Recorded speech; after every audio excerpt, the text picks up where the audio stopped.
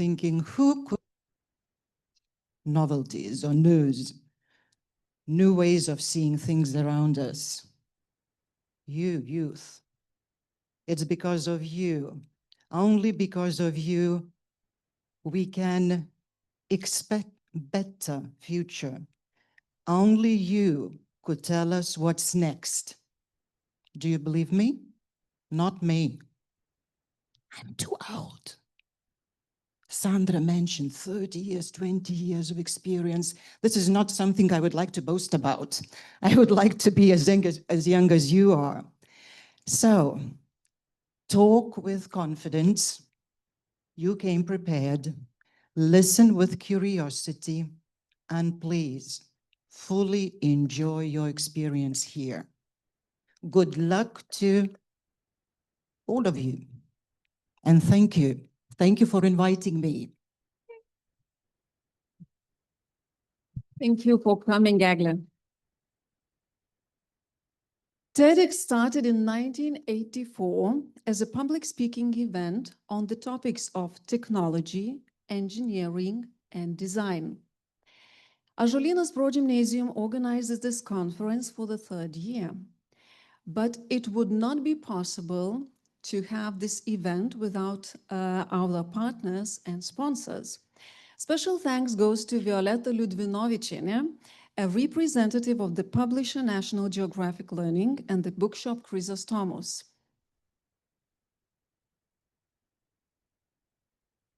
We are also grateful to Oxford University Press and Vilnius Municipality because this year we have 21 speakers from different schools in Vilnius.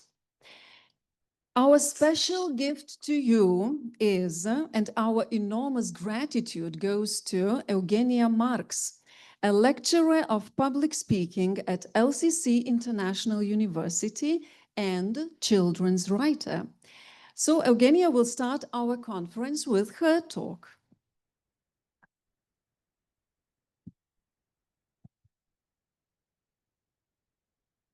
Talking about pressure, huh? When I was a teenager, I thought that creativity and novelty were something that you were born with, not something you had. You know those kids who can draw dragons during math class and somehow still get a 10? I definitely wasn't one of them. I felt that novelty, especially, was somewhere out there, maybe in the US, maybe in LA, maybe in New York, definitely not here, not Lithuania, not me.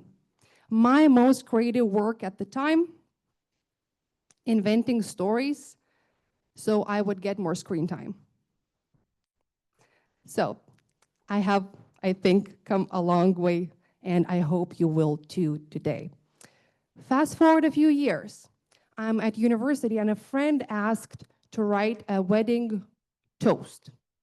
And I said yes, because how hard can it be? Very dangerous words for in any language.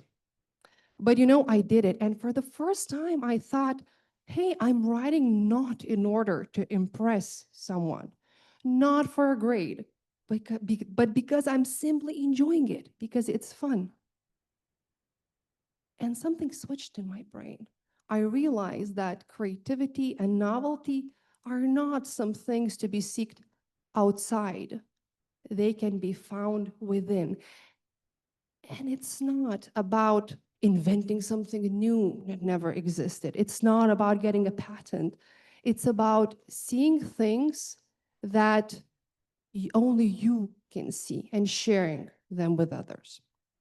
So after that, I wrote a few short stories. I wrote a few poems. I'm not very good at that. I dropped it.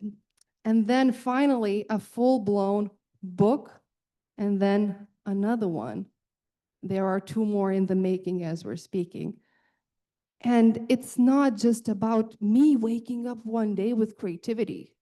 No, I just got tired waiting, and I did something about it. That's what I hope you might do, because think, in this auditorium, We have people who maybe notice details no one else does, maybe make connections no one else does, maybe have a weird sense of humor. So today, as you go back home, write a line, make a joke, draw a doodle, tell that story about weird smell from the cafeteria. Because, gosh, world does not need another copy paste. We need to see the world the way you do it, because that's novelty. A final thought. Don't seek novelty and creativity out there. Look inward. Thank you.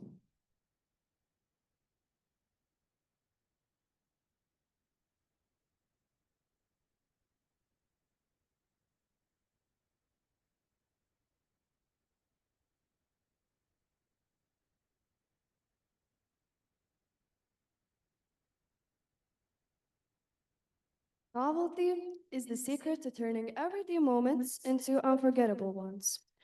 Welcome, everybody. I wish luck to all of the speakers here today, and let's begin.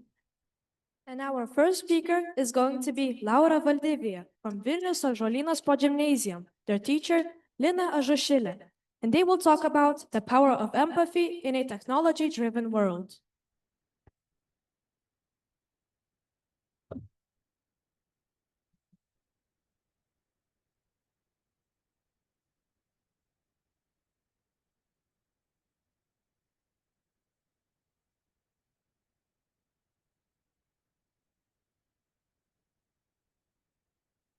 Good morning, everyone. My name is Laura, and today I will be talking about the power of empathy in a technology-driven world. We live in a world obsessed with progress. Every year, technology gets faster, smarter, and more powerful. It can write essays, detect diseases, and even drive cars. But for all that progress, have you noticed that the world doesn't actually feel that much kinder? Because the truth is, most of our biggest problems aren't technical, they're human. Technology can connect millions and millions of people, but empathy connects hearts. And without empathy, all our inventions risk becoming things without purpose. Think about it. Environmental destruction, bullying, inequality, loneliness, wars. None of those things can be fixed with a new app or robot. They can only be fixed by people who care enough to understand each other. Take social media, for example. It was designed to bring us together, yet somehow it often divides us, spreading hate, comparison, and isolation. Even in war, technology gives us bombs, drones, and strategies, but not compassion. It can end lives, but not hatred. Empathy, on the other hand, is what could stop wars before they even start. If leaders and nations try to understand each other instead of overpowering each other, we'd solve far more through dialogue than through destruction. As Barack Obama once said, learning to stand in somebody else's shoes, to see through their eyes, that's how peace begins. Another example is when someone's being bullied at school. The solution isn't an app to stop it. It's classmates who care enough to stand up. When a team can't work together, the solution isn't a project management tool. It's empathy, listening, understanding, and respecting each other. Empathy is more than just being nice. It's the ability to imagine what someone else feels, to pause before judging, to listen before reacting. It's what helps a classmate notice when someone's struggling, or a leader make decisions that actually help people instead of just looking good. Even the biggest global issues like climate change, poverty, conflict, require empathy first, because before we can solve them, we have to care enough to try. Technology shows us what can be done. Empathy shows us what should be done. So maybe the real innovation our world needs isn't a faster processor or a smarter algorithm. It's people who understand and want to take care of each other. Imagine if every invention began with a moment of reflection. Who could this help? Empathy won't replace technology, but it can guide it. Because while technology changes how we live, empathy changes why we live. And that's something no machine will ever truly understand. Thank you.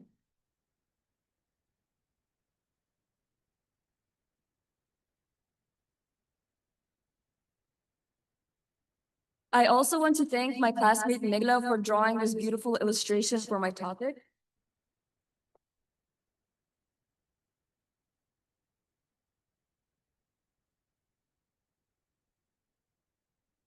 That was a strong start. Now, speaker Vėja Jakštaitė is from Vilniaus Pavilnio Progimnazija. Her teacher is Agnieszka Skarpeta, and she will be talking about novelty, the spark that transforms fear into possibility. Good luck.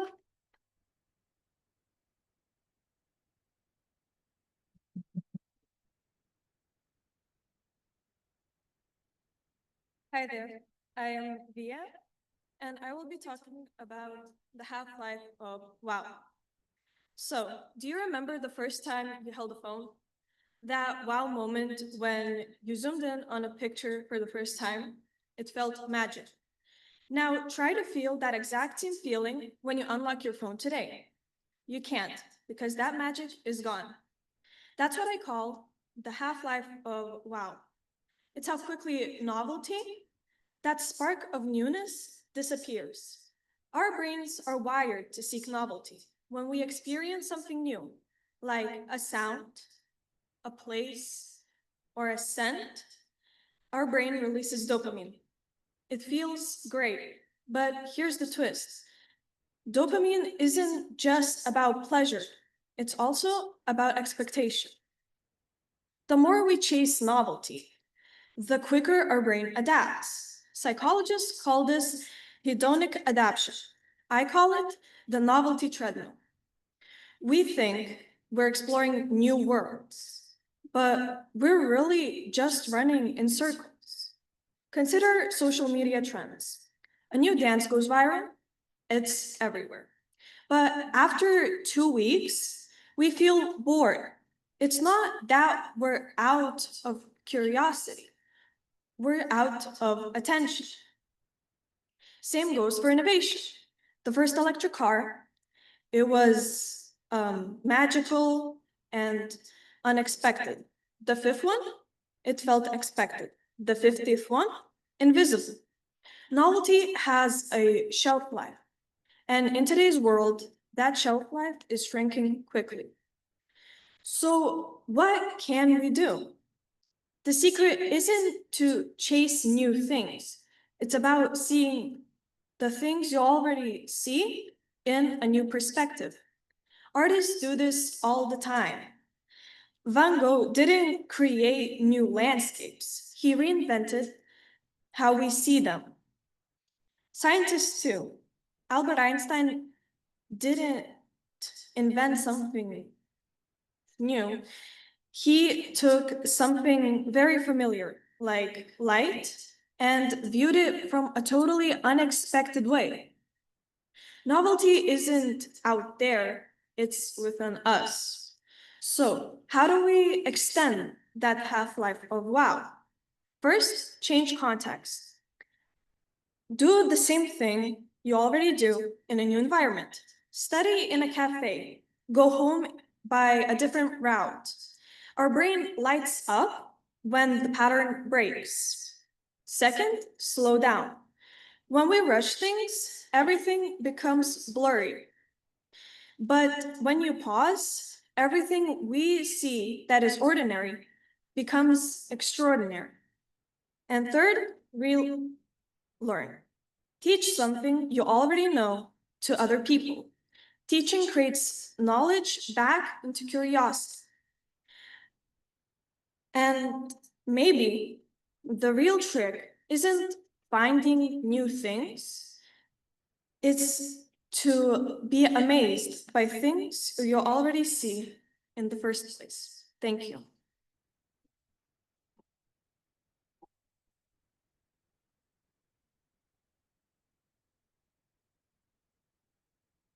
That was an amazing speech. And now our next speaker is Simona Jankauskaitė from Vilniaus Pavilnio Progimnazija. Their teacher, Laima Ambrasienė, and they will talk about old becomes new. Is it possible?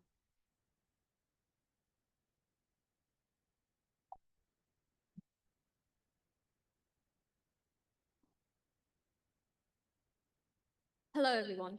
Have you ever noticed how things from the past suddenly become cool again? Whether it's music, fashion, or even hobbies. It seems like every generation rediscovers what their grandparents once loved. Today, I want to explore how old becomes new and how I think that's actually amazing. Let's start with music. Think about vinyl records. They've been invented over 100 years ago, then replaced by CDs and then streaming. But now vinyl is back. People are buying record players, albums, and even decorating their rooms with them. Why? I think it's because vinyl gives them something digital music simply can't. The warm sound, the hands-on feeling, and the joy of slowing down. What was once old-fashioned has become new again. The same thing is happening with cameras. Remember disposable film cameras and Polaroids? Well, they're popular again, especially among young people. Instead of taking hundreds of perfect pictures on their phones, some people love the joy and surprise of waiting to see how a film photo turns out. It's imperfect, but in a good way. And of course, fashion always comes back around. Baggy jeans from the 90s, platform shoes from the 70s, and even vintage band t-shirts are all trending again. Some people are even shopping in thrift stores or reworking old clothes instead of buying new ones. It's not just about style, it's also about sustainability and giving clothes a second life. Food trends go through this cycle as well. Sourdough bread, homemade pickles, and herbal teas were all common in our grandparents' kitchens. Now, people are baking bread at home again, joining cooking clubs, and enjoying the slow food movement. The same old traditions are now modern lifestyle choices. And what about entertainment? Old movies are being remade, and vintage video games, like those on the original Nintendo or Game Boy, are being sold again. Classic Disney films are being reimagined in live action. Even calligraphy and handwriting, once thought of as boring, have become relaxing hobbies in the digital age. But this trend isn't only about things, it's about ideas too. Take mindfulness, for example. It's become a modern buzzword, but it actually comes from ancient Buddhist teachings over 1,000 years old. Today, it's used in schools, therapy, and sports to help people manage stress. Or think about minimalism, living with less. That's not new either. It's inspired by old philosophies that value simplicity and purpose. So why does this keep happening? Why do we keep going back? Maybe because progress doesn't always mean moving forward. Sometimes it means looking back and finding value in what we left behind. Old things remind us of meaning, connection, and creativity things. Things that can get lost in our fast-paced digital world.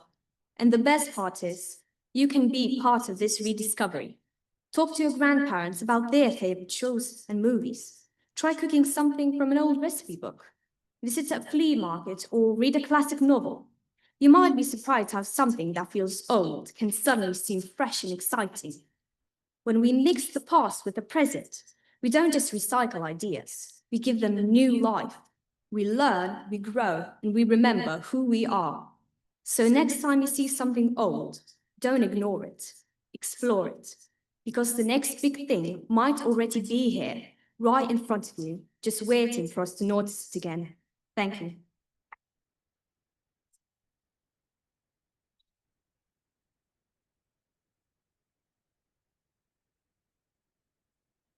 What a great speech. Up next, we have speaker Evita Repečkaitytė, who's from Vilniaus Martyno Mažvydo progimnazija. Her teacher is Rita Bakanienė, and she will be talking about the power of new, how novelty fuels progress. Good luck.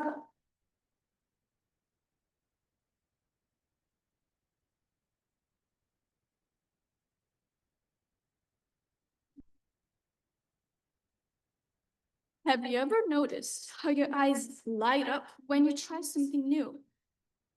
Which would you prefer? A pair of regular basic glasses or the newest pair of glasses with AI installed? Let me tell you that the unusual design triggers curiosity and emotional engagement. It's because novelty has power. It wakes up our minds, it sparks curiosity, and makes life feel fresh and exciting. And today, I will talk about the power of novelties and the effects it has on our lives. Let us start by understanding how novelties stimulate the human brain first. This is a picture of the brain reward circuit. These areas form a circuit that helps us experience pleasure and stay motivated. Studies show that encountering something new activates these circuits in our brains. It makes us more alert, more engaged, and more open to learning. That's why we feel more excited to travel somewhere new, meet new people, or start a new project. And we should surely embrace that. We should be curious of the unknown and not be afraid as novelty drives progress. Let's take an example that is well known to most of us. Let's remember Alexander Graham Bell. He imagined a way to transmit voice over wires, which was a crazy idea in the 1870s. He believed that sound could be turned into electrical signals. That's how the first telephone was born. Think about how technologies have changed from flying pigeons delivering your messages to iPhone 17, from horse-pulled carriages to driverless cars. Each novelty began with someone who dared to think differently. Nevertheless, novelty isn't all about technology. It could be a perspective. Sometimes seeing a familiar problem in a new light could lead to the easiest solutions ever. For example, when I sometimes struggle in a math problem, I try to approach it in a different angle. Sometimes it's just a matter of switching the order of the operations, and it works. Embracing novelty means being open to change, willing to experiment, both in our work and personal lives. Naturally, novelty can sometimes feel uncomfortable since it pushes us out of our comfort zone, makes us forget the usual patterns of behavior. But that's where growth happens. It's my first time delivering a speech at a TEDx conference. And of course, I'm nervous and scared, but I think I will definitely learn something valuable from this new experience. So, whenever you're exploring a new place or writing a new idea or just trying a new way of doing things, remember that novelty is not merely a spark. It's a force that fuels creativity, resilience, and transformation. Let's not fear the new. Let's embrace it. Thank you.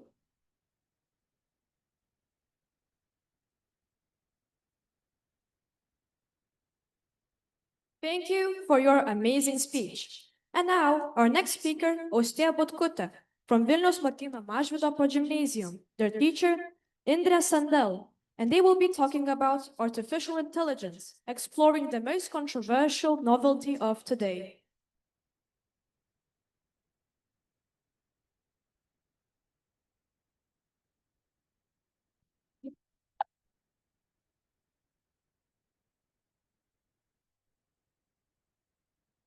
86% of students already use AI in their studies. You may be asking, why am I talking about AI here? Because I believe AI is the most controversial novelty of today. Many people believe it will change the world for the better, and just as many people believe it will change the world for the worse. I'd like to explore how AI impacts our lives and environment. For example, I'm sure you've heard or seen young people around you talking about using AI for their homework, essays, projects, and so on. I've even seen people use it for texts and emails. Still, there's never been a time when I felt open to using AI. My early reasoning for this was, number one, it makes people dumber. Number two, what if it turns evil? And number three, it's bad for the environment. Tell me, do those arguments remind you of anything? Doesn't that reasoning sound very similar to how people thought about current world-changing technology back then? For example, when electricity first came into use, people were afraid of it, and many thought it was a fad. Now electricity is used for basically everything. So is AI really as bad as people make it out to be? Let's try and have a look at it together. My first reason, which made me skeptical about AI, is that it makes people dumber. Some of you, or maybe most of you, would at least half agree with this statement. Kids use it for everything these days. They're dependent on it. Why bother looking for solutions when AI can provide it for you? Of course, effortless solutions will make the new generation dumber. That's not entirely true. AI itself doesn't make people dumb. It only gives people who do not want to put in effort a way out of learning or working without getting consequences for not doing so. But what about the people who want to learn? What about the people who put in effort but still use AI? Remember my starting statement? 86% of students already use AI in their studies. Research by Campus Technology states that 69% of that 86% use it to search for information. 42% use it to check grammar. 33% use it to summarize documents, and only 28% use it to paraphrase documents or create first drafts. This means there are many students who don't use AI to get out of work. They use it to make it better, not to do it for them, but to help improve. Let me turn to my second argument.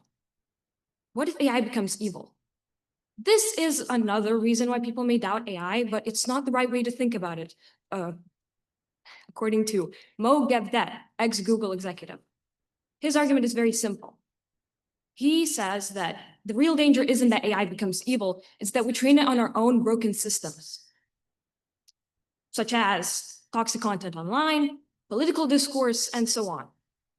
He believes that AI amplifies human abilities at scale, and that we train it to amplify our worst tendencies at scale. So it's not exactly AI that's evil, but humans who train it to amplify the evil that humanity can do. He says that unless we change our behavior, we will end up with this AI that turned evil. Still, Rome wasn't built in a day, and changing our behavior isn't as simple as it may sound. Over time, though, I believe anything is possible, but we should still take responsibility for training AI and shaping it towards good, not evil. And finally, it's bad for the environment. Now, this is my main reason for not using AI. The expansion of data centers impacts the environment. To train AI, a lot of computing power is needed in data centers. This leads to increased consumption of electricity, electronic waste, and a demand for cooling power, which uses fresh water. However, some big companies understand that, and that's how the concept of green data centers was created. Green data centers optimize power usage and focus on environmental sustainability. Green data centers often run on solar, wind, or hydroelectric energy. That means they significantly reduce the consumption of electricity generated by fossil fuels. Did you know that to manufacture one server for a data center that weighs approximately 2 kilograms, you need to mine about 800 kilograms of raw resources to extract the required metals and minerals. And the life cycle of a server is only 5 years. That's a lot of electronic waste. Green data centers, through the proper maintenance, can extend the life cycle of equipment up to 10 years. Another challenge is the cooling of data centers. Cooling systems often use millions of liters of water per year. Green data centers are often built in northern regions because when the servers heat up, a way to cool them down without using tons of water is with free air cooling, or a passive cooling system. This means cooling down the servers with a cold northern air or even seawater in some experimental cases. While these solutions may look and sound promising, the selfishness of mankind creates a lot of risks. Although there's hope that AI won't ruin the world, we still have to take responsibility for how we train and use AI. So despite my research, I still don't feel open to using it for now. But that doesn't mean you can't. Thank you.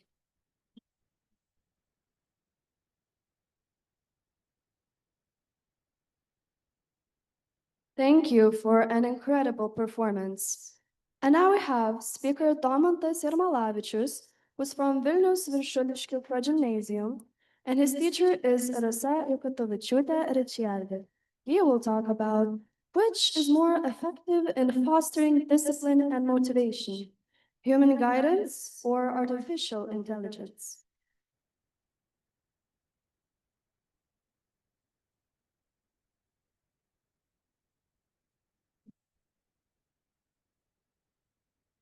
Hello. Hello, everyone. And I would like to start off with a question to everyone.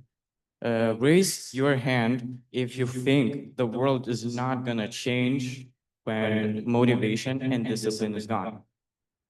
No one, right? And now raise your hand if you think motivation and discipline is the same as other feelings. Yeah, you're right. Without motivation and discipline, great people like Arvidas Sabonis, Michael Jordan, LeBron James, everyone, they would not be as great as they are now because they would not succeed. They would not do the things that they're scared to do. They don't want to do or would not try to do. Now, schools in Japan, China, and Germany are already interpreting AI into their schools. And AI is a great form of showing intelligence to the youth. It helps them study. It helps them to do things that seem impossible, and that's a form of motivation. But now that can be a bad thing because that destroys our confidence. And that's bad because we think we're on top of the world, but when we talk to other people, we forget them. And that's not good. So, in other words, we should seek motivation from other people that understand us, that love us. And I know that seems kind of not novelty, not something new, things that have been done for generations. But it's what we have to do. So in the future, what do you think is going to happen? Maybe AI will have a breakthrough. Maybe they will be better. And what do you think? Will AI be used more in motivating than humans or no? Raise your hands. You have an answer. No? No one. Okay. I have an answer. So, sorry. So I have an answer. And the answer is that AI is going to be on par with humans. It's going to be even better. It's going to be smarter. It's going to have all the intellectual things in the world. It's going to be better at everything. But how can you get motivation and develop discipline from a robot? You will just get motivation from a human. Like, would you rather have motivation from a loving being or a robot that you bought in the store? That's your question. I mean, you have to think about it and you have to choose. Thank you for listening. Goodbye.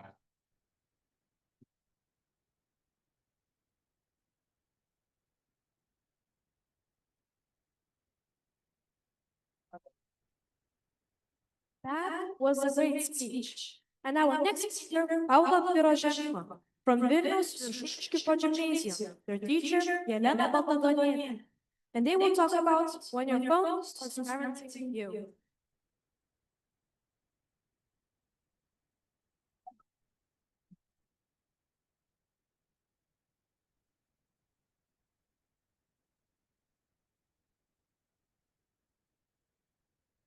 So, hello everyone. I'm Paula Korajanko, and today I will talk about, in my opinion, a very important topic. It's called when your phone starts controlling you. So,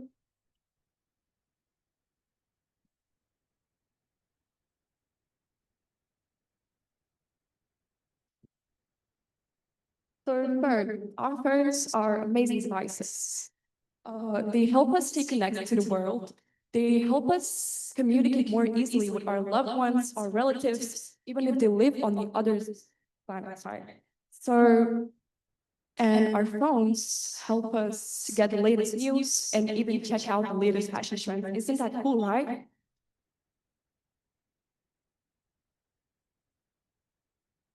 So I often ask myself this question, which sounds like a small question, but it's actually a really important one. So, is my phone controlling me? And I think in my opinion, my answer is yes. Our phones are controlling us, and this is one of the problems which confirms that they are controlling. So, whenever we get a notification, we think that it's something important. So yesterday I decided to do something productive, and I put my phone down to get some off-screen time and do something good. And I got a notification, and I thought, at first I thought maybe somebody liked my post, and that's nothing important. Why bother?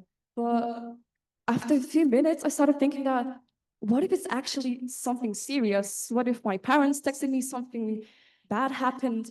And then I go check my phone, and turns out there was nothing important, and I just end up scrolling. And the next thing you know, it's evening, and I'm laying on my bed, scrolling mindlessly, endlessly. So, uh, can't see the text here, but FOMO. What is FOMO? FOMO stands for fear of missing out. And I noticed this problem in myself a lot, that whenever I put my phone down, I'm afraid that I'm missing out on something. So, for example, my friend texted me and I'm not able to text back in time, and my friend will see me as a bad friend. And who wants to be seen as the bad friend, right?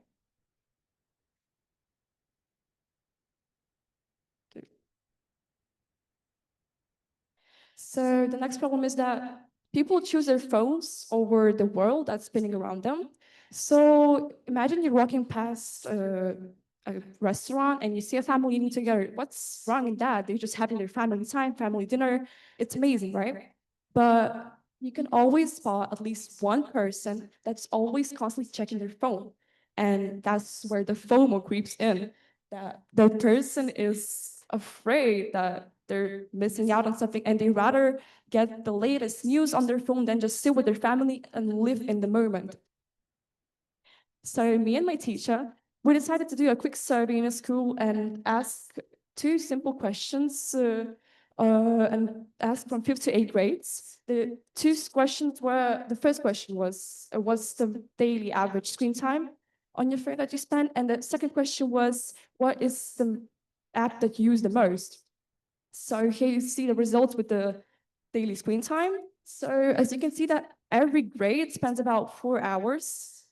And it doesn't sound too much, right? I thought that people will spend about like 7 hours on their phone, 8 hours, and 4 hours doesn't sound so much. But turns out that if you spend 4 hours every day, after a year, you will probably just waste 2 months of your life just for scrolling. And if that still doesn't sound bad to you, think about how much stuff you could do in these 2 months. So the app question. So I think you all knew the answer, that the most used app is TikTok. TikTok is very popular, right? I mean, every teenager has it probably, and it's the most popular app on the planet. But nothing sounds wrong, right? But I've noticed that the TikTok app, like all the other apps, they have age restrictions, and the age limit is 13 years old. And I've noticed that half of these people that I've asked the question, what app you use the most, they're not the right age to use TikTok. So I think it's concerning. False information. So older people, I think they will fall less for the false information, but the younger people that are under the age limit, I think they're more likely to fall for it. You know, the fake rumors, fake scandals, everything like that. So they're more likely to fall for these false information. And they will just, you know, go to their classmate, oh, hey, do you hear that that celebrity is dating another celebrity? Oh, yeah, right. And that person never knew if it was actually a fact or someone's opinion. So there's a few steps that will help us with the phone controlling thing. So I thought about 3 simple steps that might look small, but they're actually very useful. So the first step is whenever you're working or studying, I want you to put your phone out of sight, turn off all of the notifications, all the messages, and you will see that, of course, yeah, your FOMO will kick in, the fear of missing out, but you will be more focused on your work. So it's a win-win because you will get better grades and you will be, of course, more focused. The second step, I think it's having off-screen time. So whenever you come home from school, I think all of you probably go late on their bed and, you know, scroll on the phone till the evening and never do their homework, and that doesn't sound so good, right? But I want you to, when you come back home from school, I want you to put your phone down, at least for an hour. And yeah, you will notice the FOMO again, and you will get bored. But from the boredom, you will start doing something productive, and it will be good for your brain too. And the last step, my favorite one, and I think it's the best step. So turn off all the unnecessary notifications. So, because why is it important to get a notification when somebody liked your Instagram post? I don't think it's really that important. And that way, when you're having your off-screen time and somebody messages you, you know that it's important because you, of course, turn off the unnecessary ones. So my point today wasn't to, you know, say, throw out your phones, just forget about them, touch some grass. No, but I think that it's time to control our phones before they start controlling us. So thank you for listening.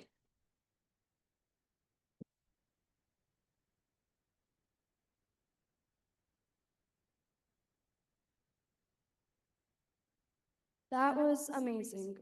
Up next, speaker Amelia Polinska has come from Vilnius Józefo Ignacijus Kraševsky Gymnasium with her teacher, Olga Navicka.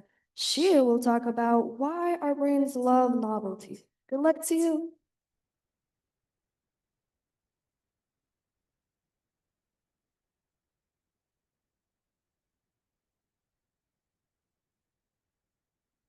Have you ever wondered, why do we get so excited about something new? A new song, a new phone, even a new flavor of ice cream. Our brains light up when we experience novelty. Hello everyone, my name is Amelia Polinska, and today I want to take you on a short journey inside our minds to discover why our brains love new things so much and what that reveals about who we are. Imagine if every single morning would feel like the start of a new adventure full of surprises and possibilities. We love discovering new songs, meeting new people, traveling to new places, but have you ever stopped and wondered why? Why does something new light us up inside while routine feels dull? Today, we will explore the science and the magic behind that feeling. Today, we live in a world overflowing with new things, new trends, new apps, new notifications, new everything.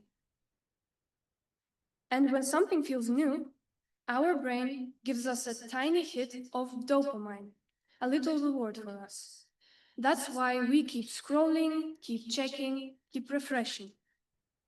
We are chasing novelty, but sometimes, without realizing it, novelty starts chasing us. When I started to learn about how the brain works, I realized something that completely changed the way I see novelty. Novelty isn't just a distraction, it's a source of energy. Every time when we try something new, our brain releases dopamine, the same chemical that motivates us to explore and create. And when I stopped using novelty to just scroll, and started to use it to learn, to grow, and to create, I felt more alive, more curious, and more myself. Our brains love novelty because it once helped our ancestors to survive. It pushed them to explore new lands, find food, invent tools. But today, the same exact instinct can either distract us or drive us forward. We can use novelty not just to escape boredom, but to expand our minds to discover, to explore ideas, creativity, and knowledge. When we choose to explore instead of escape, novelty doesn't control us, it empowers us. When we embrace curiosity, we open the door to growth. Every single new experience, a book, a challenge, a friendship, builds new connections in our brains. It literally shapes who we become. So don't be afraid of the unknown. Follow your curiosity, be curious, and your brain will thank you. Thank you so much for listening. I want to leave you with one final thought. Don't be afraid of the unknown, because that's exactly where your best self is waiting. Every time you step into something new, your brain and your life grow stronger. So stay curious and never stop exploring.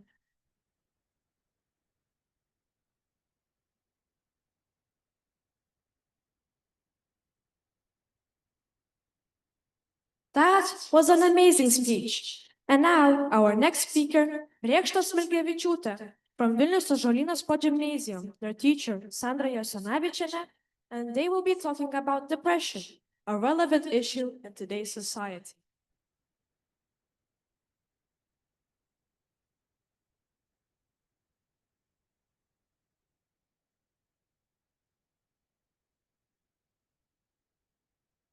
Depression is so stupid. What are you, emo? Why are you acting so depressed? Back in my day, we didn't used to have anything called depression. Depression is the sickness of your generation, the sickness of the soft and the weak. There is a lot of stigma surrounding depression. And because of that, it takes an average person 10 years to ask for help. And the stigma stems from misunderstanding or simply not knowing enough. So today, I'll be talking about depression and its relevance in today's society. Firstly, what is depression? Depression is a health issue, a mood disorder caused by various different reasons, traumatic, tragic incidents, or it may come for no reason at all. Secondly, how depression affects people. Just like depression stems from various reasons, it affects people in different ways too. People with depression have said to feel a loss of interest in things we used to enjoy. We feel worthlessness, emptiness, we feel too tired to reach out to their loved ones and friends. People with depression are also more prone to physical pain, like body aches, headaches, nausea, and are also more likely to develop other psychological disorders, like anxiety and eating disorders, which may make treatment even more difficult. People might say that there is no proof that depression actually exists, but that's not the case. When you compare the brain scans of a healthy person versus a person who has depression, you can clearly see the difference if you know where to look. People with depression have also said to have suicidal thoughts. Last year, 566 people have taken their own lives. The year before, 562. And in 2022, 527 people have taken their own lives. People kill themselves for a lot of different reasons, but one of the biggest is depression, or more specifically, untreated depression. And why people don't ask for help? Because depression is so stigmatized and so shame. And maybe it's because people don't realize what kind of a big issue it actually is. I did a mini research at my school in which 55 of 8th graders participated. I asked the students, do you know what depression is? 98% of them said yes, and most of the answers were correct. I also asked them if they themselves suffer from depression. 25% of people said that they don't even know, and 7.3% said that yes, they do. I also asked the students, have they ever had suicidal thoughts? Almost 33% of people said that yes, they have had them. You don't need to look far. Maybe the person sitting next to you has depression. And aren't these numbers concerning for a 14-year-old age group? Why are we shaming something that is such a big issue in our society when we should be helping the people? Not shaming and stigmatizing the thing that hurts them. And some people might still say that depression is not treatable. You are so soft, you are so weak, you need to deal with it yourself. But that's not the case, because gladly, depression is treatable. But just like depression comes from various reasons, just like it affects people in various ways, it also can be treated in different ways. Some people need a good psychologist, someone they can talk to, who can help them understand their problems. Others need to change their lifestyle, take up yoga or meditation, for example. Other cases require medicaments to help people feel better. ECT, or electrovulsive therapy, in the past was used with no anesthesia, no muscle relaxants. Doctors put electrodes on a person's scalp and shot electrical waves through the person's brain, which caused the person to have a seizure.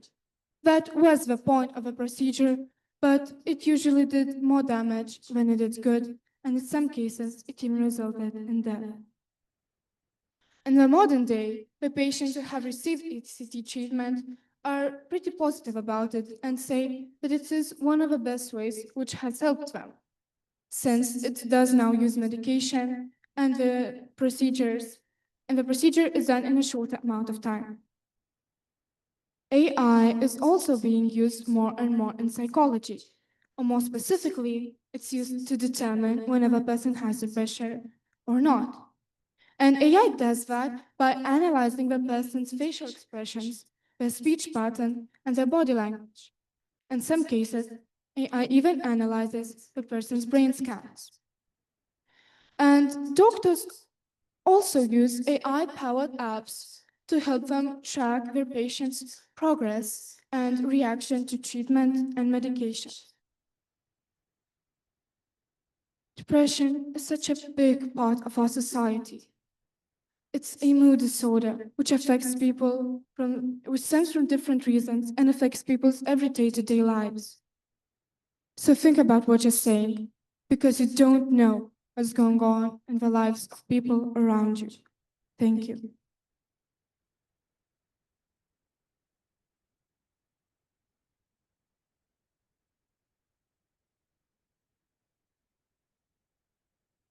Another marvelous performance. Coming up next, speakers Salomea Damashevičiūtė and Milda Keizerytė are from Vilniaus Ąžuolyno Gymnasium, and their teacher is Eglė Kvaraciejienė. They will talk about the new script of life. The stage is yours.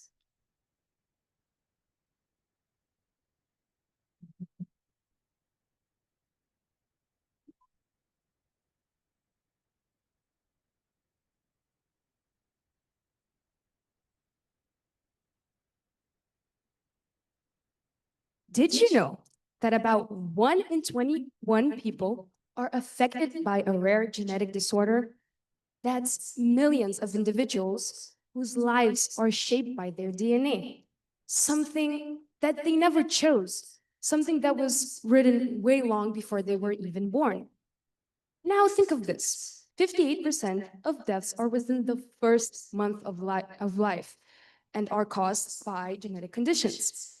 And even at the age of 5, genetic conditions play a big role in deaths among infants. Those numbers are truly heartbreaking, but they're also a reminder of how powerful and fragile the script of life really is. So what if we could edit that script? After years of research, countless experiments, and more than a few sleepless nights, a Lithuanian biochemist named Virginijus Šikšnys helped make that idea a reality. He developed something extraordinary, something that would change biology forever.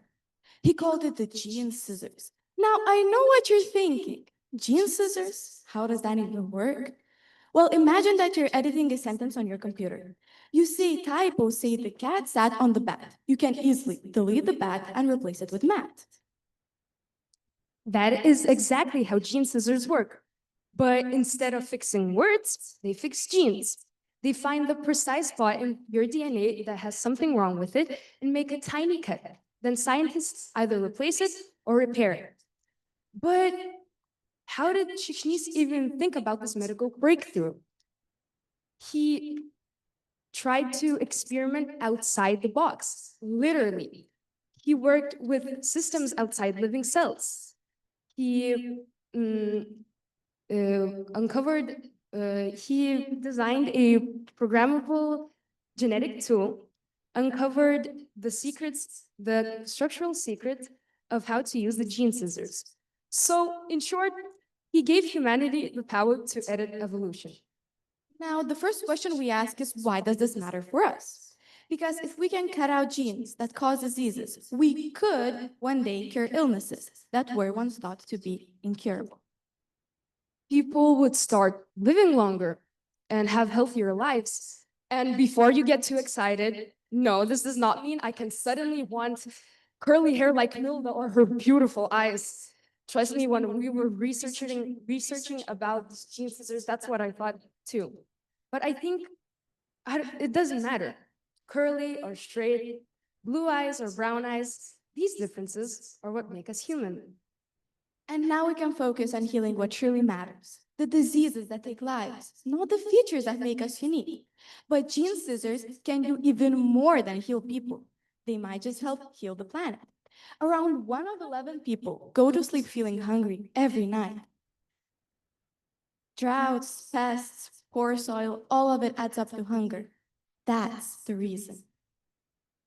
But what if we could use these gene scissors to make plants stronger, more resistant, and thrive in any harsh climates? Just imagine a world where every child, everywhere, would get enough to eat. That's not science fiction anymore, it's gene editing at work.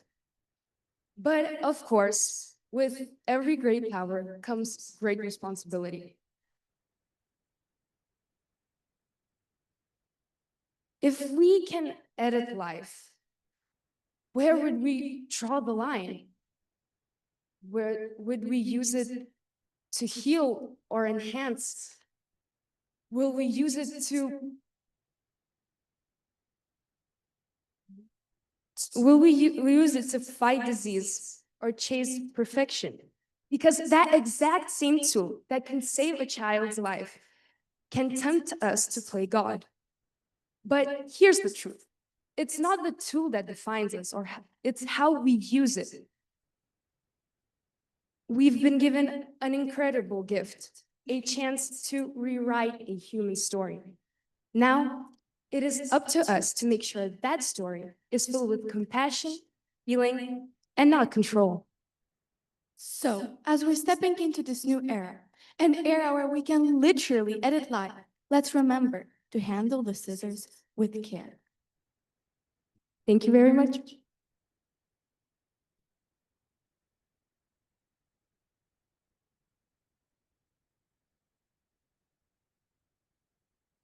That was a marvelous speech.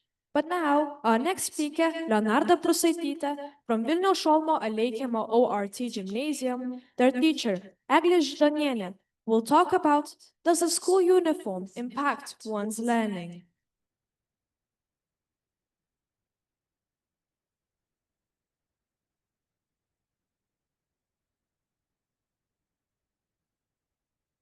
Hi, let's be honest. Most teens don't want to wear a school uniform. I mean, they're stiff, boring, and make everyone look the same. But from the moment we start school, we're told that wearing a uniform is important, that it helps us focus, behave better, and learn more. Our teachers say it, our parents repeat it, and our principals enforce it.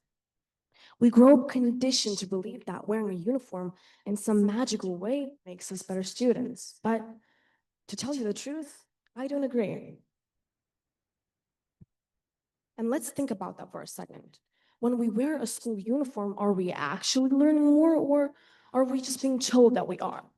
And schools often claim that uniforms help reduce distractions, that they stop students from comparing over fashion and feeling left out because of what they wear. The idea is that if we all look the same, we'll spend more time focusing on our work instead of worrying about our appearance. And to tell you the truth, I think that's a reasonable idea in theory. Except research doesn't actually back that up. A study from the University of Nevada found that even though students felt that their schools were more disciplined with uniforms, their academic performances didn't actually change. And a similar study in Texas showed no correlation between wearing a uniform and getting better grades. So, in other words, we might look more focused, but it doesn't mean we actually are. So, what does impact our learning? Can you guess? Well, it's not our clothes. It's our environment. It's how respected, supported, and motivated we feel in school. You can put a student in a perfect uniform, but if they don't feel encouraged, heard, or seen, the uniform won't change a thing. Now, don't get me wrong. I'm not saying that uniforms are all bad. They can have many benefits. They can stop bullying because of clothes. They can make students feel more equal. But there's another side to that. They can make students feel like their individuality doesn't matter. And for teenagers, individuality is crucial. It's everything. The way we dress is a part of how we express ourselves, our personality, our creativity, and our confidence. And when we all have to look the same, it's like saying that being unique doesn't belong in school. So maybe the question isn't, do uniforms make students learn better? Maybe it's, how can schools make students want to learn? Because at the end of the day, uniforms might make mornings easier and they might make hallways more organized and neat, but they don't make minds sharper. They don't make lessons more interesting, and they certainly don't make students more passionate and excited to learn.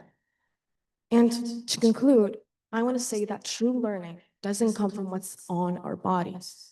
It comes from what's inside our hearts, our ideas, and our curiosity.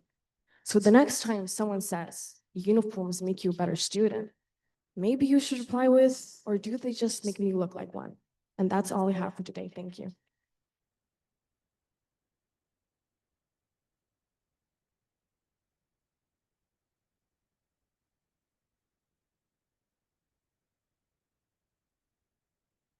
That really was a fantastic speech. Now we have speaker Patricia Nacaita, who's come from Vilniaus Jono Basanavičiaus progimnazija, and her teacher is Eglė Židanienė. Why we should post less and live more.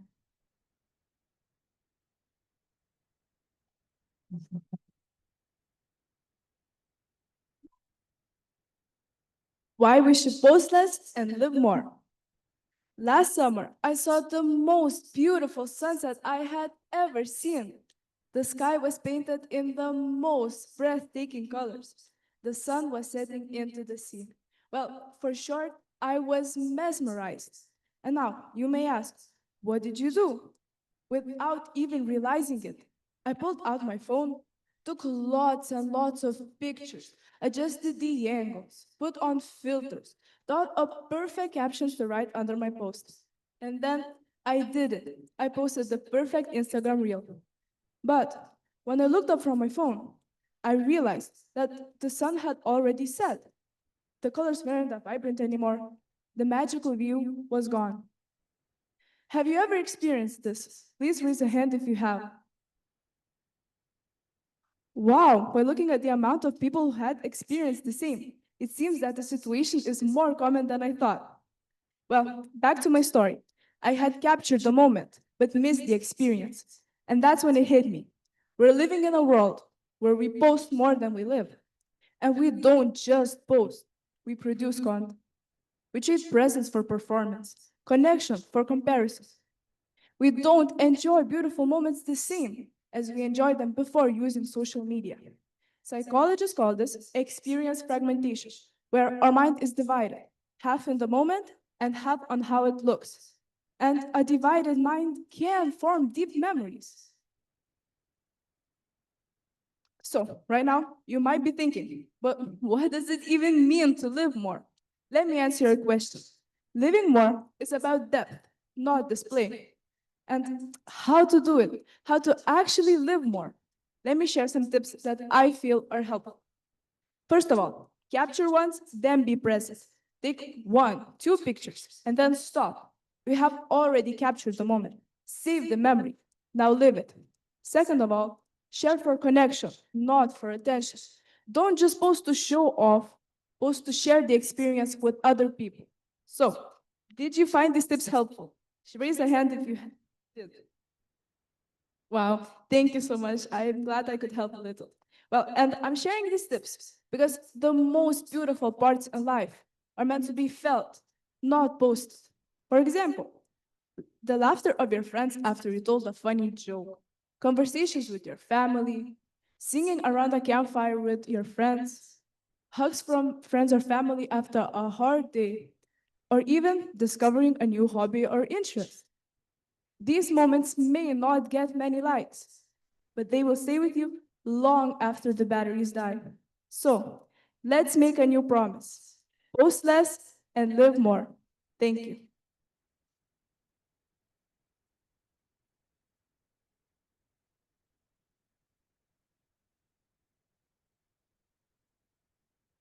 That was an amazing speech.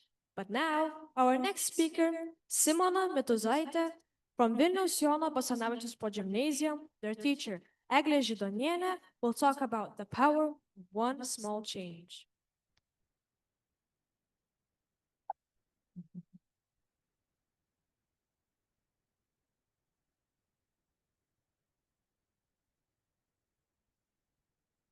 So, when we talk about climate change, it sounds so huge.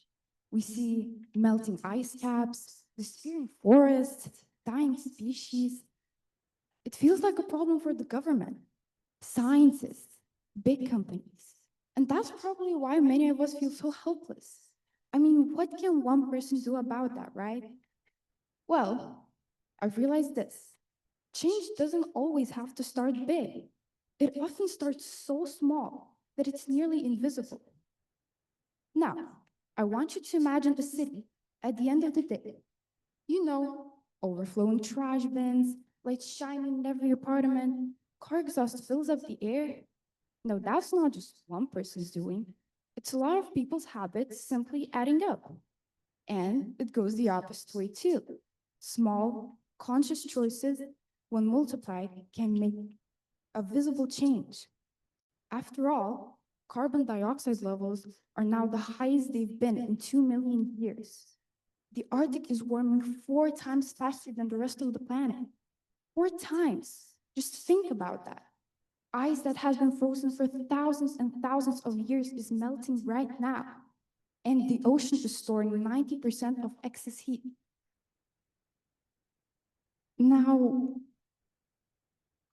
And the ocean is storing 90% of excess heat.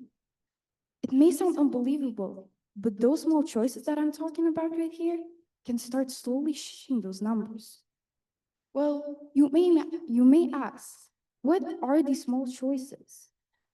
Well, it's carrying a reusable bottle instead of buying plastic ones each and every week. It's unplugging chargers and turning off lights when leaving home. It's walking or cycling short distances instead of driving, and it's definitely thinking twice before buying that fast fashion piece of clothing. Probably most importantly, it's just talking about it. It's sharing ideas because conversations can spread in a positive way. Here's an interesting thing. Every action has a consequence because if you choose convenience over sustainability, If you choose convenience over sustainability, there's a consequence somewhere along the line. Perhaps in the ocean or in the air, possibly years from now. But when you choose differently, you shift that chain in a positive direction. It's small, but it's real. For example, if you bring your own cup once, it obviously doesn't automatically save the planet. But if you or larger groups of people do it every day for a year, just imagine how many disposable cups it would keep out of landfills. You know, I remember I caught myself thinking one time, what difference would it make if I forgot my reusable bag just this once? But then I realized that just this once happens to millions of people every day, and they are probably thinking the exact same thought. Now, I have a question for you. Have you ever thought that your individual actions have nothing to do with the climate change? Please raise your hand if you have.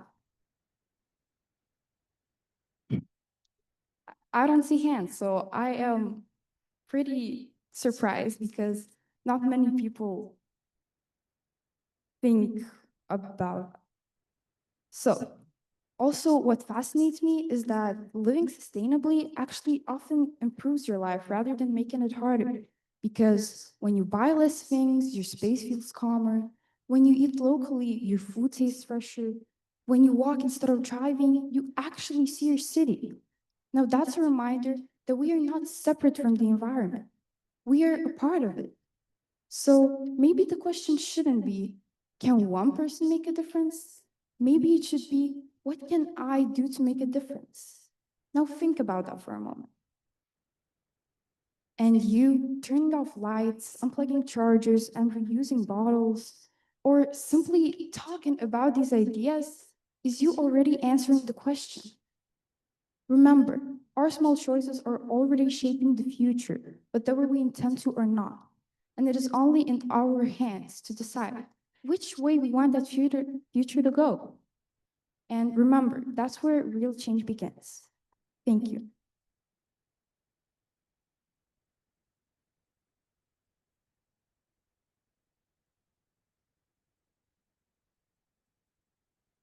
Wonderful speech. And now we have speaker Audrey Yarmachanak, who's from Vilnius Ąžuolynas Progymnasium, and her teacher Ingrida Staugaitė. A very interesting topic, novelty in education.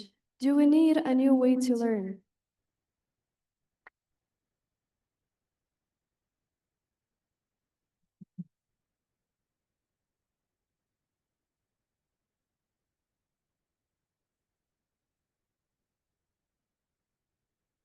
Hello, everyone. And today I want to ask one simple question. Do we need a new way to learn? Albert Einstein once said, education is not learning of facts, but a training of the mind to think. However, even today, many schools still focus more on memorizing than on thinking. That's why I believe education needs to change. So now let's take a look at our classrooms. If you look at a classroom from 40 years ago and one from today, you will see that they actually look very similar. Yes, maybe now we have more smart boards than instead of blackboards or more tablets or notebook instead of notebooks, but the main idea hasn't really changed. Students still sit in rows facing the front and teachers still stand and explain the information, while students must listen and write this information in the notebooks. We have changed the tools, but not their purpose. So now let's look how technology has changed. 40 years ago, people used landline phone with cords, bought small box-shaped TVs, and wrote letters by hand. Computers were so slow and internet barely existed. But now, everything is different. We carry smartphones in our pockets, devices that are more powerful than those old computers. We use artificial intelligence every day, and some cars can even drive themselves. And what's even more surprising that this change happening so fast. Even just 5 years ago, we imagined a world very differently. AI, virtual reality, and robots were ideas from movies, but now they are a big part of our lives. Technology has changed how we think, how we communicate, and how we live. So if the world has changed so much, shouldn't education change too? In many schools, students still focus more on memorizing the facts instead of creating. We prepare for exams, but not for lives. I want to share one. I know, and life needs more than just a good memory. It needs imagination, self-expression, and the courage to try new things. Let me give my personal example. 2 years ago, I had to make a project about a book. Most students made slides, but my friends and I decided to create a short film instead. We wrote the script, acted, filmed it, and edited everything ourselves. Yes, that was so hard and took us a lot of time, but it was so exciting and fun. When we showed it in a class, everyone was watching and laughing, and then even the teacher said that was something new. That's when I realized something important. Learning becomes powerful when it becomes creative. But the change is already happening in the world. For example, in India, there's a first IE teacher in the world. She helps students and teachers in real classrooms, answering different difficult questions, explaining lessons, and make learning more personal. No, she doesn't replace teachers. She supports them. I think technology can replace human connection, but it can help teachers do what they do best, inspire. So lastly, how do we prepare for the future? We need schools that teach us not only how to think, but also how to be brave, creative, and true to ourselves. Because real learning happens, we need schools. No, education shouldn't be something boring or stressful. It should be a space when students want to learn, discover, and learn new things on their own. Because real learning happens not from pressure, but from passion and curiosity. Also, we need classrooms that make our mistakes part of growth, and being different is celebrated, not feared or bullied. Because the future doesn't belong to those who copy, it belongs to those who dare to imagine something new. So in conclusion, education shouldn't prepare us for the world that existed yesterday. It should prepare us for the world of tomorrow. But I believe we must be ready for the world after the day after tomorrow. Thank you for your listening, and that's all.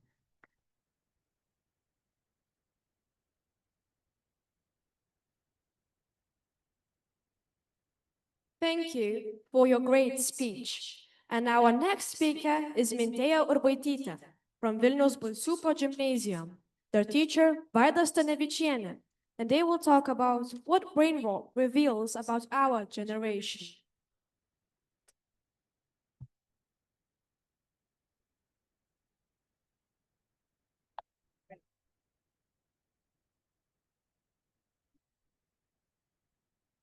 Good morning.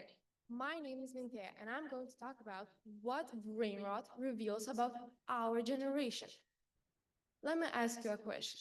Have you ever scrolled through social medias and suddenly found yourself stuck in a loop of random funny videos that contain specific objects that seem merely stupid?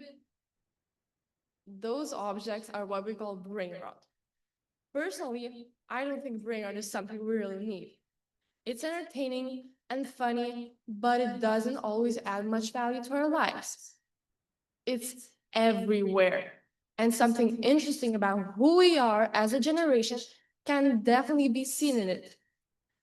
Today, I want to talk about what brain rot really is, why it matters, and what it says about us and the world we live in today.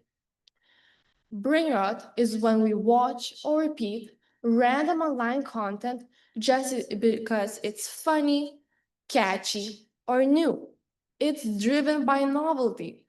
Our brain loves things that feel fresh or unexpected. Well, I believe brain rot isn't necessary.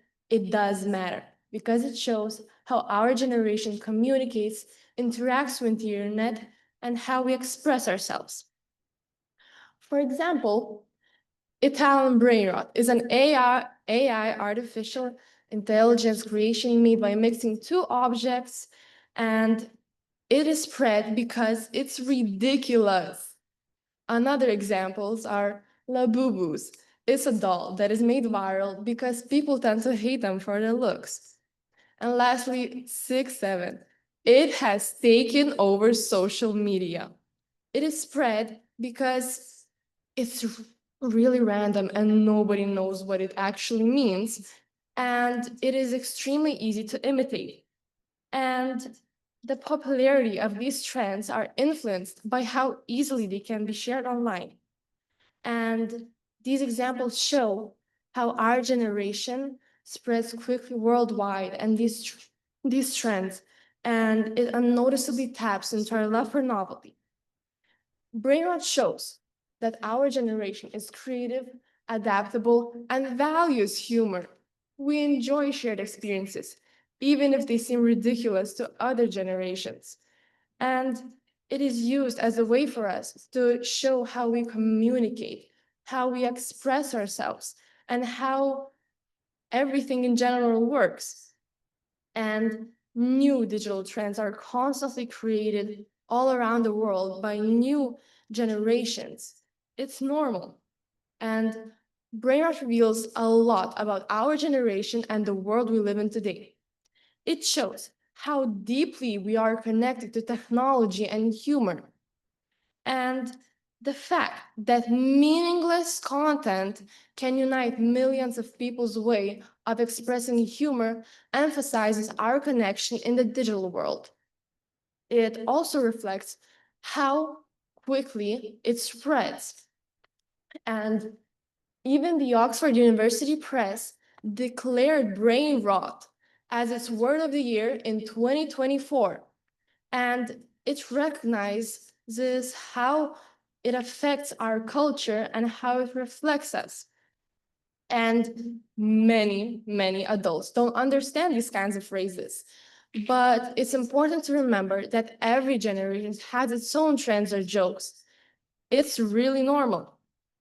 Or some adults worry that it reflects laziness or that it can affect our way of thinking. But the truth is, it's a form of social connection, creativity, and a coping mechanism that is used even if it looks funny from the outside. Besides, brain rot affects us in multiple ways. Yes, it can distract us, but as Dr. Adriana Benita stated, brain like low quality online content is like junk food for the brain. And this highlights how quickly and quietly it can affect our quality of thinking. And it also shows how novelty is responded to by our brains and how humor is slowly shaping our generation. And even though it isn't essential, it tells us a lot about who we are as a generation and how we respond to novelty. And many valuable lessons about ourselves can be learned from these trends or jokes or phrases, anything that you can imagine. So, in conclusion, brain rot isn't just silly videos or phrases. It's a reflection of our generation's curiosity, love of novelty, and creativity. And personally, I still think we don't really need it. But it's a fascinating window into how we connect, communicate, and understand the digital world. Instead of judging it, maybe lessons can be learned from it about ourselves, our generation, and how we express ourselves in the digital world. Thank you.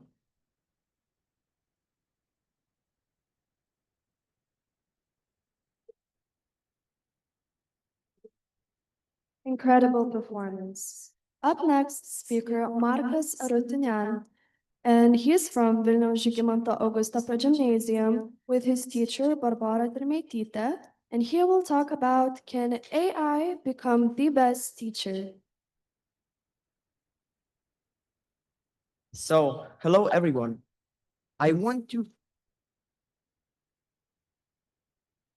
to imagine walking into class and seeing not a normal teacher, but a computer. Not a teacher who spent years helping you, encouraging you, and understanding you, but a computer with unlimited knowledge.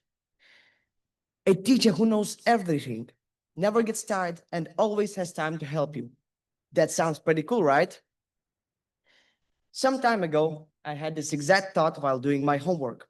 I was stuck, tried again and again, but nothing made sense. I asked ChatGPT for help. And in a few seconds, it explained everything so clearly. For a moment, I wondered, maybe AI really could be the best teacher. My name is Marcus, and today I want to talk about one important question. Can AI become the best teacher? AI is already everywhere in education. It translates languages, helps us write, supports early childhood learning, teaches different subjects, and even works like a personal tutor. Every year, AI becomes a bigger part of how students learn. Apps like Duolingo help us practice languages. ChatGPT can answer questions and explain homework fast. Some AI tools can check our writing and explain grammar or create examples that fit our level. AI is also great at personalizing learning. If something is too hard, it makes it easier. It can give us practice tasks, track our mistakes, and even suggest what we should learn next. That is why schools around the world are adding intelligent tutoring programs, automated grading, chatbots, analytics, and content recommendation tools. These systems help teachers save time and give students more individual support. AI never gets tired, never yells, and it always answers quickly. Sometimes it feels like the perfect helper. But when we look deeper, we notice something important. AI doesn't have feelings. It cannot understand if I'm sad, stressed, or confused. It cannot see from my face that I'm struggling. It cannot feel proud when I finally succeed. AI can explain information, but it cannot truly relate to me. A human teacher has something AI doesn't: humanity. A great teacher finds a personal approach for every student. They can see hidden talents and help us grow them. They notice when we are afraid to ask for help. They encourage us when we feel like giving up. They support us not only with knowledge, but with emotions. My own view is that a real teacher can understand when a student is struggling emotionally and respond with patience, kindness, and support. They help us express our feelings in a safe way. They spark curiosity. They inspire us to try again when we fail, to stand up stronger and believe in ourselves. Teachers also teach values: honesty, patience, respect, and kindness. These values shape our character and stay with us for life. No AI tool can replace this. So, can AI become the best teacher? AI is a great tool. It can help us learn faster, give personalized tasks, check our work, and answer questions in many different ways. It will definitely transform teaching. But can it become the best teacher? In my opinion, no, because teaching is not only about knowledge. It is about connection, trust, encouragement, and the ability to understand a human being. AI can support teachers, but it cannot replace them. Maybe one day AI will get even smarter, but humanity, empathy, and inspiration will always belong to the real teachers. Thank you.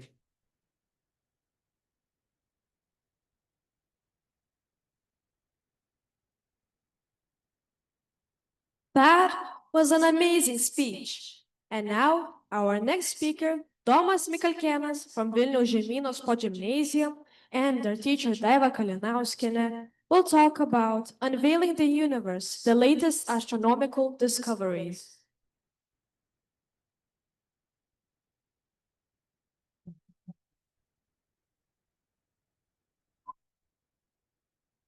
Recently, there have been many incredible novel discoveries in space. Whether they are right by us, like finding proof of life in Mars, or newfound galaxies unfathomable distances away. But are these breakthroughs of humanity useful, or are we just wasting time, money, and effort staring into this infinite abyss of darkness that is the universe? Let's talk about some of humanity's recent findings and discuss whether they are worth the cost. The James Webb Space Telescope. This is the biggest and most advanced space telescope created by mankind, and it absolutely deserves that title, as it has helped us discover galaxies far older than we have ever thought were possible. But another finding of the JWST is actually related to this planet, K2-18b, where we found a liquid that on Earth can only be produced by living organisms.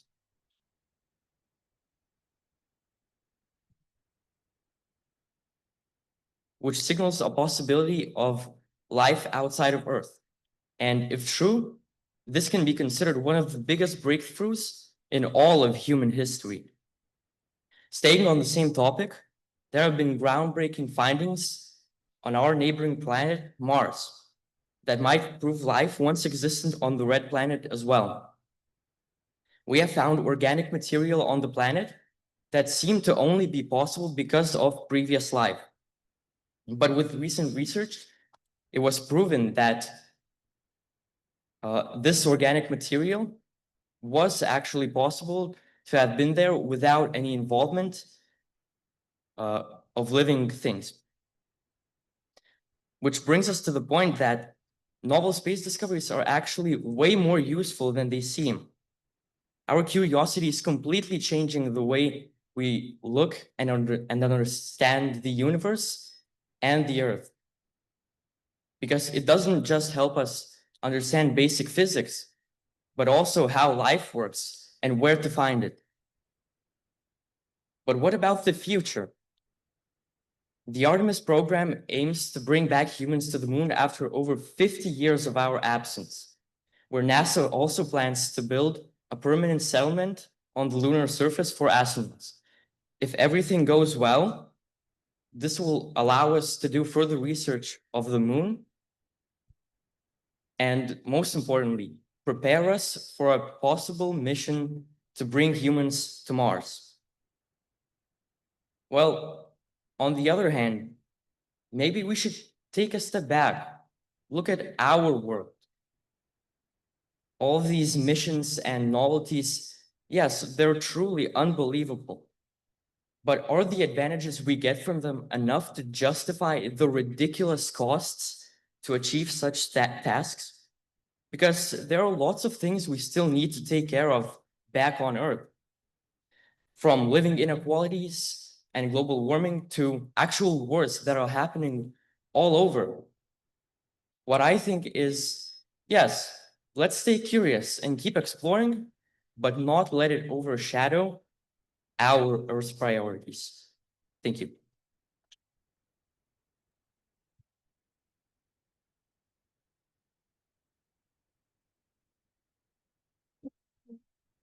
Up next, we have speaker Gabriela Del Chiara, who's from Vilnius Žemynos Progymnasium, with her teacher Daiva Kalinauskienė. She will talk about exploring the novelty of ChatGPT in the modern world. Good luck!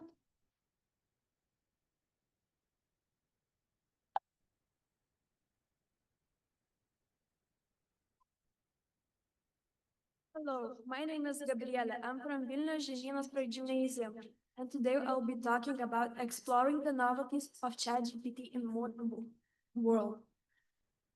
So, what is ChatGPT? ChatGPT is an AI chatbot that generates you images and text. Of course, there are some chatbots that generate you videos, like Sora AI.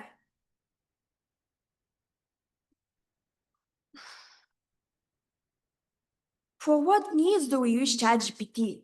We use ChatGPT for homework, like writing essays, for work, writing Gmails, and for programming help writing codes. Of course, there are a lot of more reasons why we use it. But why ChatGPT is a novelty? Well, for most of our human history, computers didn't talk. Early computers were made only for calculating, but now with ChatGPT, our computer seems amazing. I mean, ChatGPT, it's a thing that can write you a script, a text, telling he can make you a joke, write you an essay, and this is amazing opportunity to use it. But then, why we should be careful with it? It looks safe and it looks amazing. Well, not everything that looks amazing and safe is safe. So, privacy and concerns. You should never, sorry, you should never give your personal information to anyone because there could be identity theft, scams, and of course, manipulations. Second is over-reliance on technology. It's really bad for your mental health and physical health. And of course, it could reduce your social talk and skills. And generating fakes. What's wrong with it? It's so fun. It's just some funny videos that aren't like true. Well, generating fakes can spread false information. And over time, it's hard to tell apart whether it's true or whether it's false. And our future. In future, ChatGPT will only get better. It will be more improved. And soon it will be able to imitate people's behavior.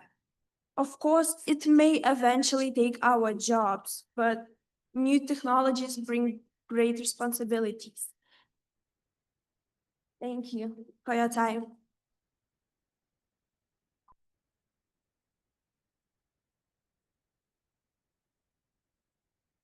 What a great performance. And now, this next speaker, Gita Tetsanaite from VGTU Engineering Lyceum. Their teacher, Jurgita Sribaite, will talk about smart devices equals smart students.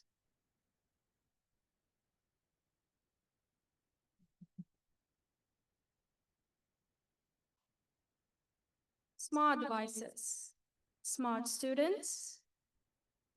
We are surrounded by technology everywhere we go. But have you ever stopped to think, how much time do you actually spend with your devices every single day?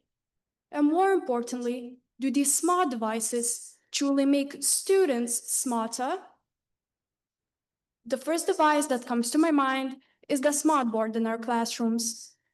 It benefits both teachers and students. Teachers can effortlessly display topic-related visuals, videos, simulations, or interactive exercises that bring lessons to life. Students, in turn, process information faster and retain it more meaningfully.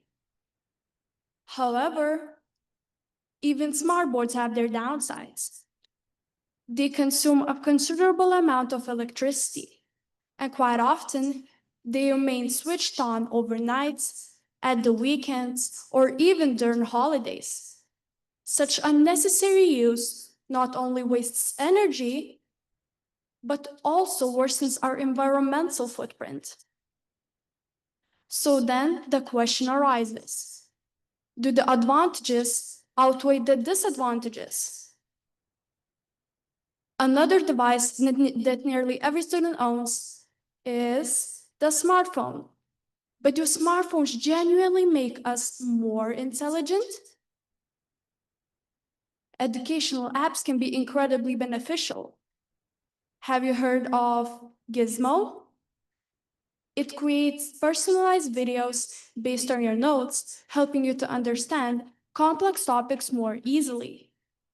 Or the TLDL Notes app. It records lessons, generates notes automatically, and even produces interactive quizzes to test your understanding. Sounds impressive, doesn't it? Yet, there's another side to this story. Excessive use of smartphones can easily lead to addiction. When the screen becomes too engaging to put it down, it starts to affect our health, our posture, our eyesight, and even our nervous system. It can shorten our attention span and decrease academic performance. So do smartphones actually enhance our intelligence, or do they sometimes do the opposite? Finally, let's talk about smartwatches.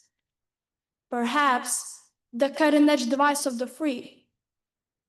They monitor our sleep, heartbeat, step count, stress levels, and even the oxygen in our blood. Some can call an ambulance in an emergency or contact the police if asked. These features undeniably promote our better physical and emotional well-being. But there's a catch. People can begin to overtrust their devices, letting them dictate their routines and moods. To make the most of a smartwatch, we must apply our critical thinking to be smarter than the technology we use. Today, I've explored 3 types of smart devices: smart boards, smartphones, and smartwatches. They shape our daily lives at school, at home, during the day, or even at night. But one question still remains. When we use these smart devices, do we truly become smart students? If we use them thoughtfully, apply critical thinking, and limit our screen time, then yes, we do. At least I do. What about you? Thank you.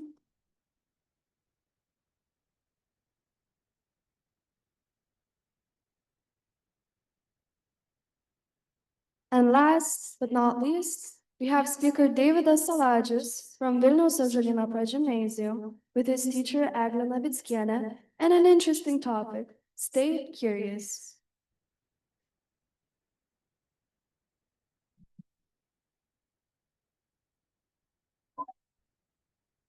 I want to start with a simple question. When was the last time something truly surprising? I'm not talking about a notification from your friend or a random fact from your uncle, but a moment when your brain woke up and said, wait, there's more. When neuroscientists put people behind brain scanners and show them a magic trick or ask a question without the answer, something truly remarkable happens. Your brain craves answers the same way we crave chocolate. And it's not only humans, it's rats too. When rats are grown in environments full of novel objects, like toys that change or tunnels that rearrange, they develop 25% more neural connections compared to those who live in cages. So curiosity isn't just a fun thing. It helps your brain develop. That can be seen when people who take different routes to work or school have better problem-solving skills, or even those who learn new languages have a lower risk of developing dementia. That's why travelers report feeling more themselves than those who stay at home. So if curiosity is this powerful, this essential, why do so many of us stop being curious? It's simple, because what happens when you're genuinely curious about something? You don't just want to look at it from a safe distance. You want to try it, experience it, touch it. You want to dive into the unfamiliar. And the unfamiliar is where you might fail, look stupid, or be wrong. And for most people, that's where curiosity dies. Finding something new demands effort. It demands you to ask questions, to talk to people who might not agree with you, who might have different opinions than you. And that's scary. That's very scary. So here's what I want to know. What are you curious about that you're not pursuing? You have to ask yourself, what interests me? Something that you might want to Google at 2 a.m. or a skill you wish you had. Maybe talking to some people you are afraid to ask. Because the thing is, curiosity without real novelty is just a dream. It's watching it's watching travel videos without actually traveling. It's reading about playing the guitar instead of actually picking one up. It's pointless. Because curiosity is a gift, but that gift can expire if left unused. You have to push yourself to, because every time you get an opportunity to learn something new, to learn a new skill, and you decline it, you push yourself away from it because you're scared. You think you might fail. You're programming your brain that curiosity equals fear, that trying something new is scary. But every time you say yes to the unexpected, unfamiliar thing, you're training those neural connections in your brain to say, we grow here, we learn here, we explore here. So curiosity made you everything you are, every person you love, every belief you hold, every skill you have. Curiosity has brought you here. So what are you curious about? Thank you.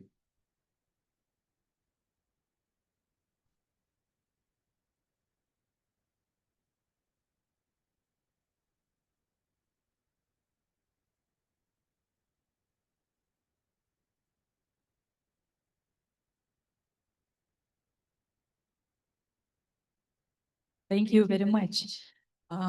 These speeches were amazing. Thank a very, very big thanks for teachers and of course the presenters.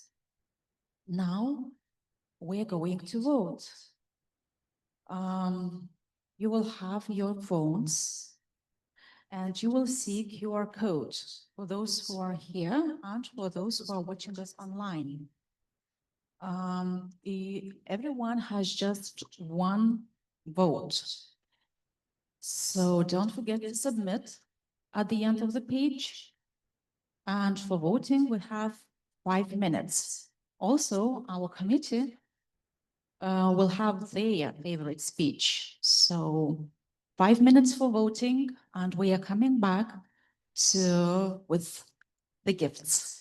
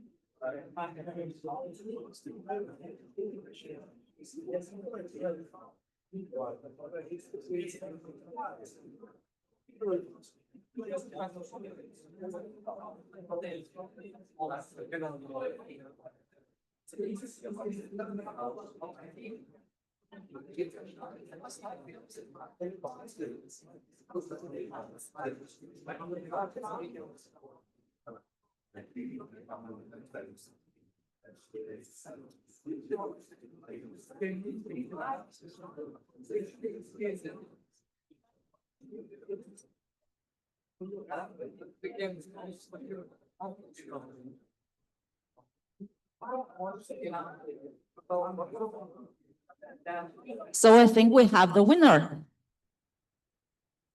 The very first speech, The Power of Empathy in a Technology-Driven World. Laura.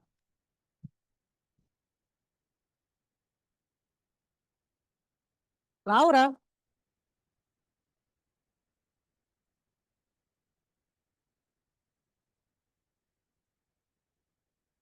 Certificate.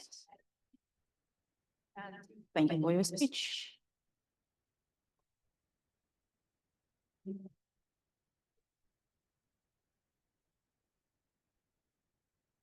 Also, our committee have their own winner.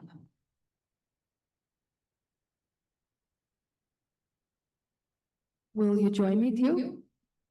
All right, first things first, TEDx is not a competition, but if we can give a little prize to few people who wanted to do that.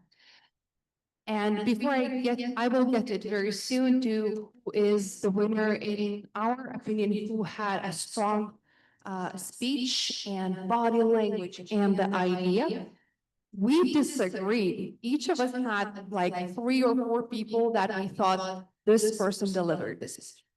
The person that I am mentioning right now was the one who was on all of our lists. So I would like to invite both the student and the teacher. Why our brains love novelty. Speaker Amelia Polinska and teacher Olga Novitsk. Congratulations.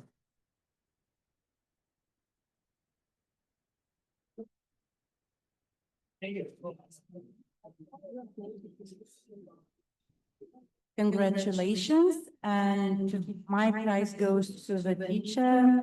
Never stop reaching on the stars. Thank you.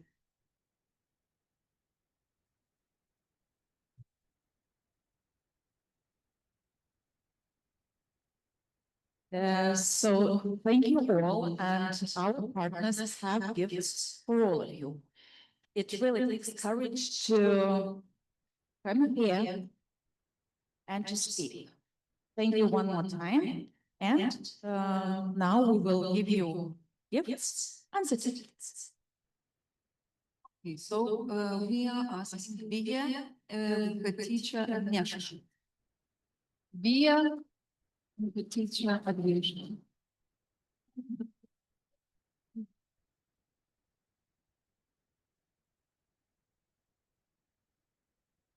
Okay,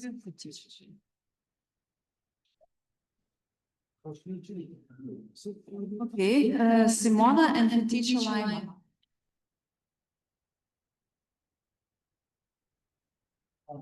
If the teacher is not here, maybe you can take the certificate. Okay, student Evita with the teacher Rita.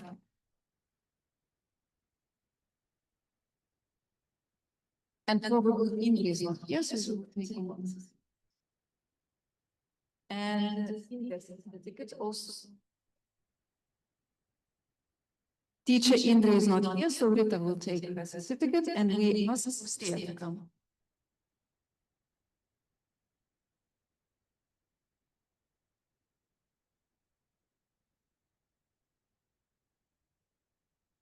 Domantas and his teacher Rasa.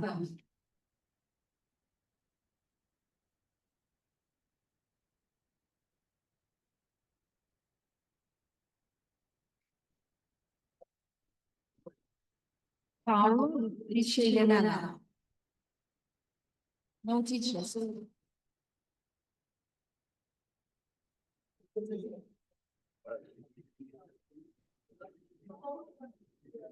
Amelia with the teacher Olga.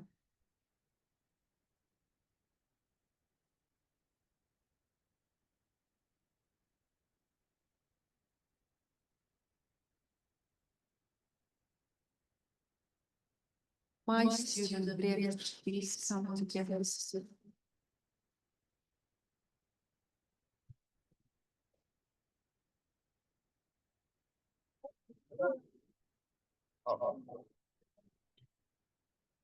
Okay, Salomea and Milva with the teacher Agya.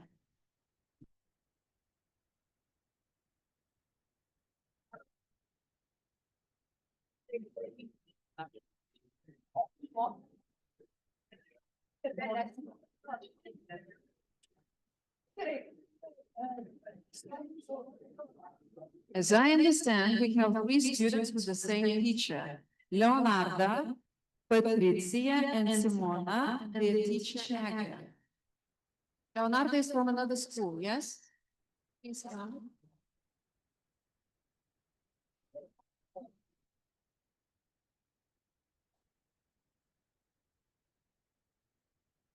And where is the teacher? Teacher Agya? Maybe the colleagues, yeah? The colleague will come.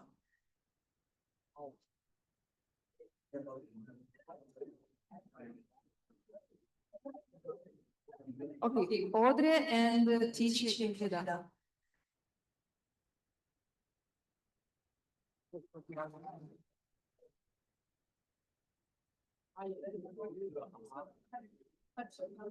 Mintea with teacher Maya.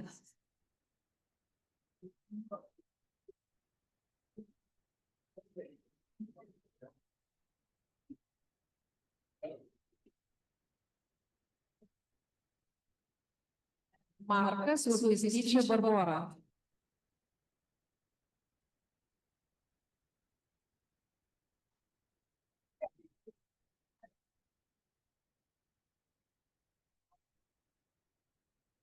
Thomas and teacher Daiva.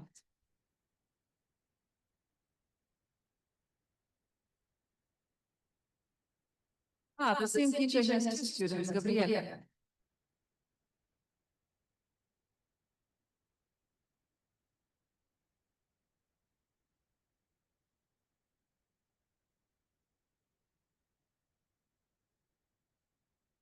There with teacher Yurgita.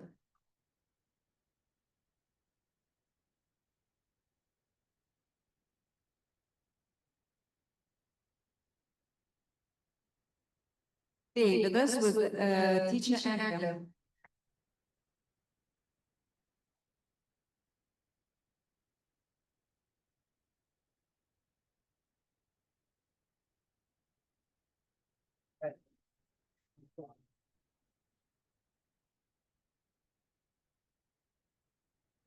We are very grateful to our guests and everyone there. Please come together.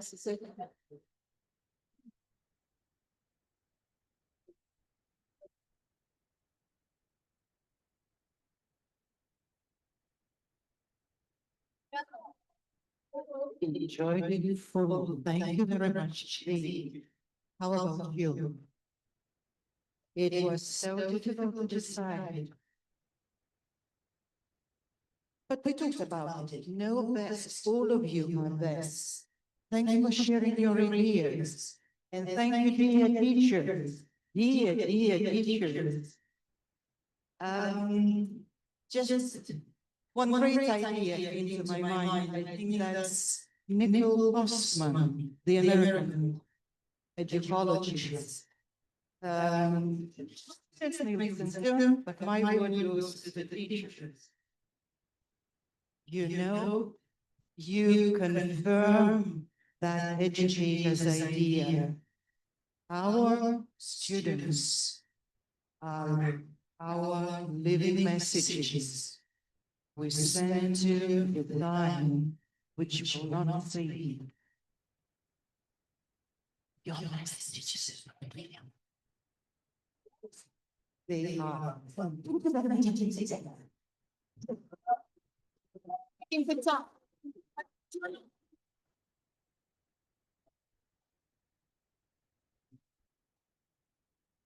Violeta, thank you for having me.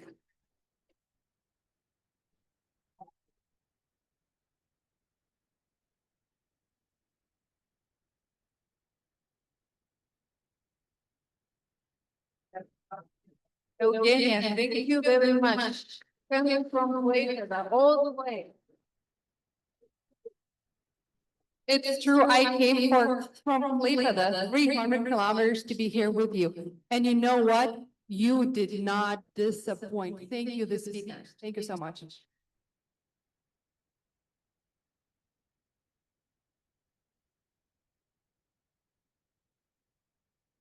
So thank you for being here. For presenters and for teachers, we invite you to the library for a cup of coffee. And for all the students, good luck in your next lessons. Bye, see you next year.